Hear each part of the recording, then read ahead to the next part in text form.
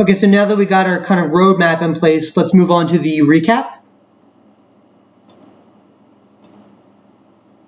Okay, so first, the definition of economics from week 1. Economics is a social science that studies the production, distribution, and consumption of goods and services. Okay, so first let's talk about what a social science is again, just as a recap. A social science is like a science in that you still hypothesize, you still experiment, you still test your experiments versus your initial hypothesis, and if it holds, then you move on with that theory. If it does not hold, then you kind of throw that theory away, you go back to the drawing board. But it's a social science, so it's a little different in that it studies human behavior, okay, social, human, right? So versus like medical sciences or chemistry or physics, you're still dealing with, human behavior. And, if you give a human $50, one person $50 versus a second person $50, they're not necessarily going to react in the same way that if you give someone a pill to cure an ailment and you give that second person the same pill, the biology might be a little bit more similar than two people acting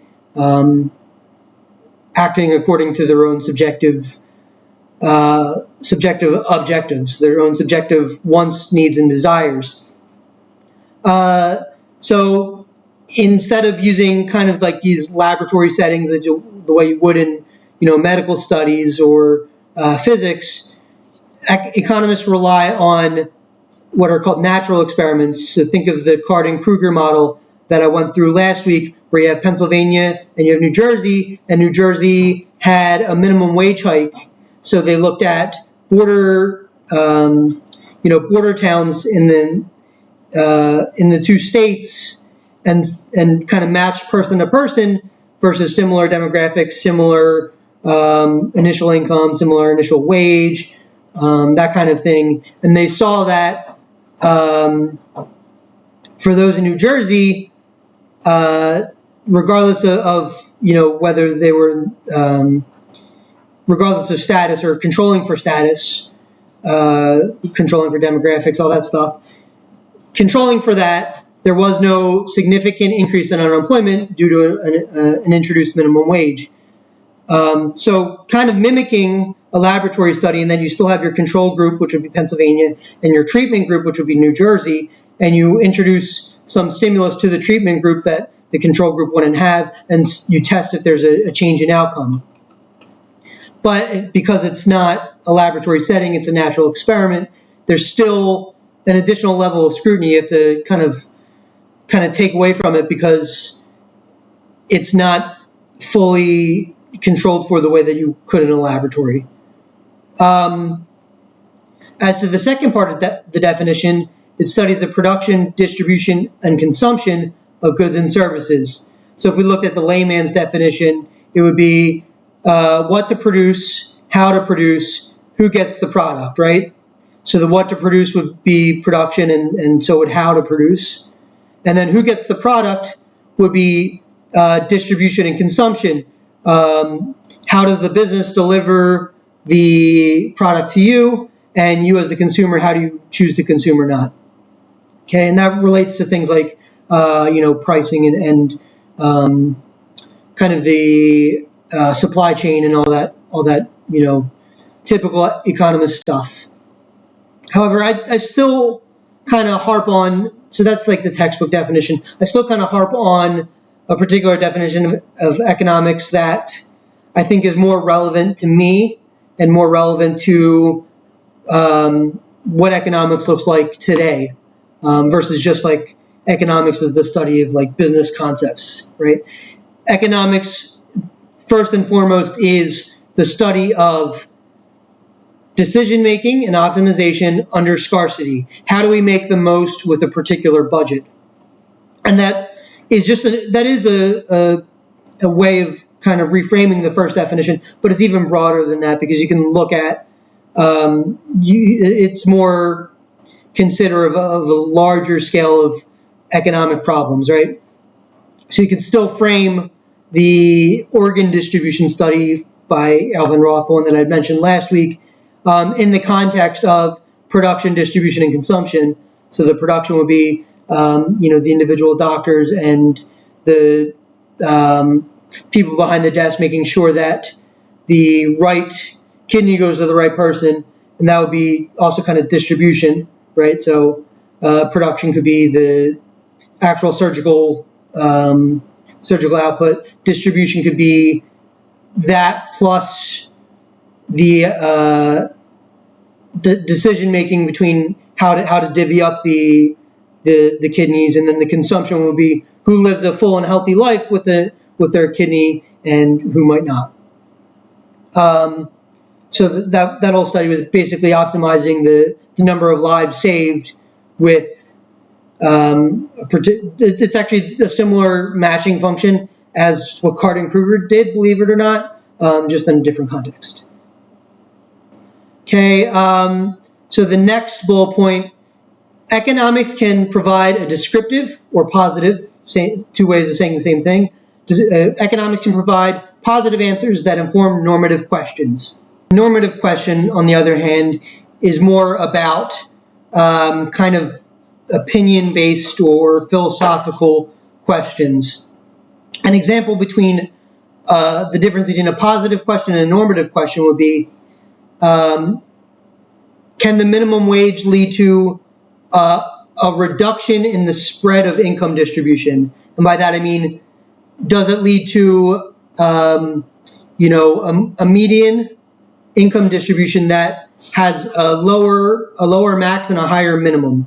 Okay, so instead of having 1% have 1% of people having 40% of the wealth, it might be that 25% of people now have 40% of the wealth, or 100% of people have 100% of the wealth, and each has 1%. That would be decreasing the spread of income distribution.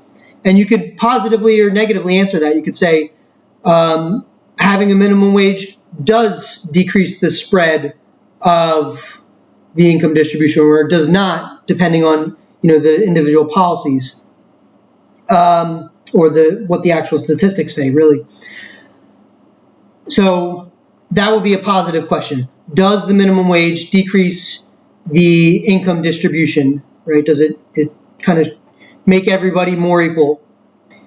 It's very measurable. You have a yes or no answer to that. And to the extent that people disagree, they're going to disagree on methodology. They're going to disagree on assumptions. They're going to disagree on how you're reading the statistics. They're not going to disagree.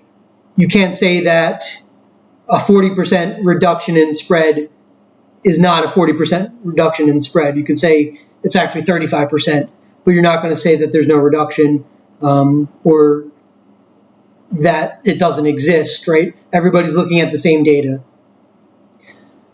The corollary normative question that you could ask is a reduction in the spread of income distribution fair, right? And probably to most people they'll say, yeah, it is fair. But then a few people might say, well, no, it's not really fair, because by reducing the income distribution, presumably there's some sort of redistribution, or by reducing the income distribution, there's some sort of redistribution that's happening in that place. So you're taking from one person to give to another. Some people might not see that as fair to the person from whom you're taking. But that's philosophical. That you can have people looking at the same data saying, oh, you know what, this is fair, and oh, no, this isn't fair. And even though the spread might be decreasing, and people could agree on that, they might not agree on whether that's good or not. It's philosophy. Are you a believer in utilitarianism, which I had mentioned before, the idea that it's okay to kind of harm one person in order to make everybody better off? Or are you a believer in a deontological approach, which would say that, no, taking from somebody to give to another is wrong because you're still taking from somebody? That's philosophy, right? That's normative. So these two things, however, don't exist in a vacuum. Positive questions and positive answers can inform a normative question. So let's say your values align with the idea that fairness is good and that everybody being more akin or more aligned to the median wage than having people who are making nothing and people who are making trillions, having that far spread is bad, right? If that's your normative value, you could look at the positive question, does the minimum wage decrease the income spread, and have that inform it. So if you say that the minimum wage does increase the income spread, that might then, if you believe that having a low income spread is a good thing, if that's your normative value, you'll use the positive to say, okay, then we can now use this as a policy measure. But if the positive says the minimum wage does increase the value, or does increase the overall, or if the minimum wage decreases the overall spread so that everybody's more aligned to the median, so everybody's making more or less the same amount, but your normative value doesn't line up with that, then whatever the positive question says is a non-starter for you. But the two interplay. So, having normative values is one thing, but you need to know how to achieve them. And having a positive question is one thing, but if it doesn't align with your values, then it's really a non-starter, right? Depending on what your values are. Okay, so again, to recap, positive is a descriptive thing you can say about the world. It's an is question, right? The minimum wage, or is or does, the minimum wage does decrease the spread of possible wealth distribution. And then a normative question would be, should we decrease the spread of should we decrease the spread of the wealth distribution so that everybody makes more or less the same amount and has more or less the same amount? Okay. And I'm not going to weigh in on where my normative values are. You'll probably see it kind of come to light, whether I intend to or not, just because everybody has their inherent bias. And I'm trying to control for that. But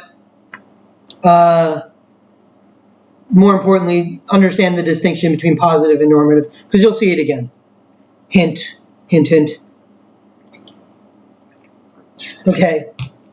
The next distinction I want to make is between microeconomics, the course you're taking, and macroeconomics, the course you've decided not to take. Or you might take in the future. Microeconomics is detail-oriented but limited in scope. What do I mean by that? With microeconomics, we're looking at individuals, we're looking at households, we're looking at firms, and we might be looking at one country as it relates to like one or two small variables. In that sense, you can answer things with a lot more depth. So if you're looking at how Coca-Cola and Pepsi compete with each other, you can see how they're pricing day in and day out, where they're distributing to, that kind of thing, whether one ad campaign was more effective than another. You're kind of like focused in on your particular topic in a greater deal of depth. And with that, you're probably making less assumptions than you are in macro. So macro, on the other hand, is making larger generalizations, but it answers questions about the aggregate economy. So when I say aggregate, I mean you take one industry and you let it stand for the industry in a country or the industry in the globe. Okay, so you might take a sample of representative industry, let's call it. So it can be an aggregation of tech, of healthcare, of services, of banking, right? You'll take one representative firm in that. You'll see how they behave under certain conditions.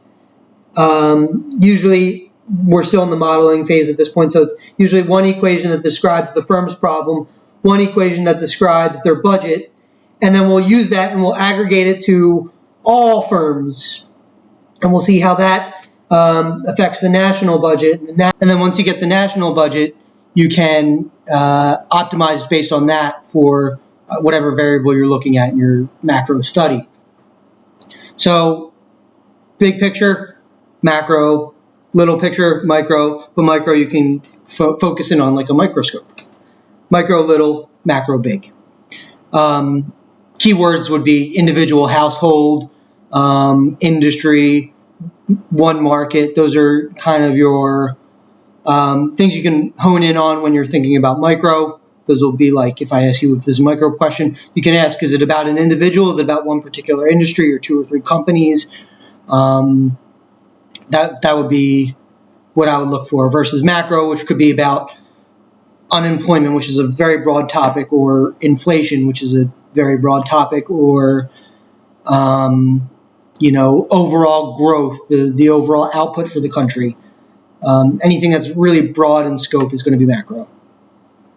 All right, and so the last bullet point, economists use logic, verbally and graphically, abstraction and modeling, and statistical tools to make their arguments.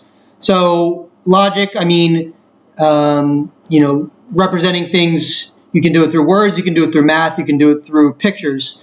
So the supply and demand graphs that I had shown you as an example, and we'll go way more in depth into supply and demand. That's like one of the things you'll see pretty much every other week, besides these first 2.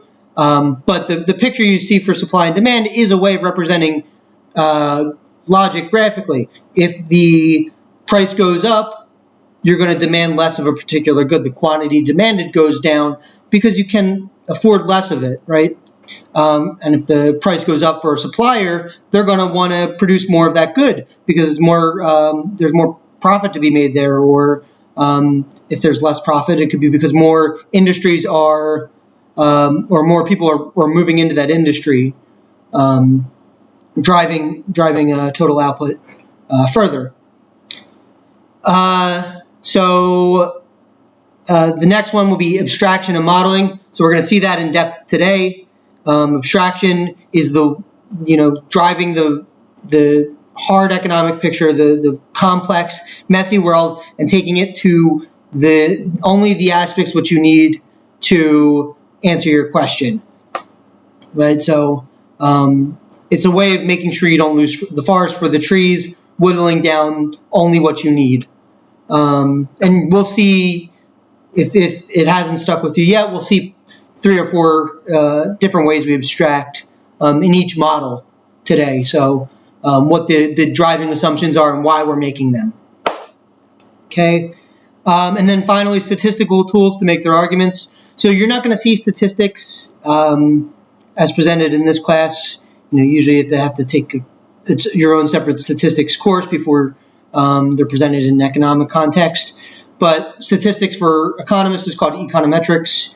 And basically what that is you'll see different data points and try to essentially map a trend line to them using more or less complicated methodologies, depending on how complex they need to be relative to your question. So let's take the Cardin-Kruger study that I referenced earlier about the minimum wage. So if you're looking at Pennsylvania and New Jersey, he used a statistical tool called propensity score matching, which is just a way of finding a corresponding control person for your treatment group. So finding a similar person in Pennsylvania as in New Jersey, where the minimum wage was, you find the similar person, and then you see do the results differ based on the introduction of the minimum wage. So you're using statistics, the data points that you get on wage, on unemployment, on the different control factors, in order to say something about the theory and say something about the model as it applies to the theory in particular.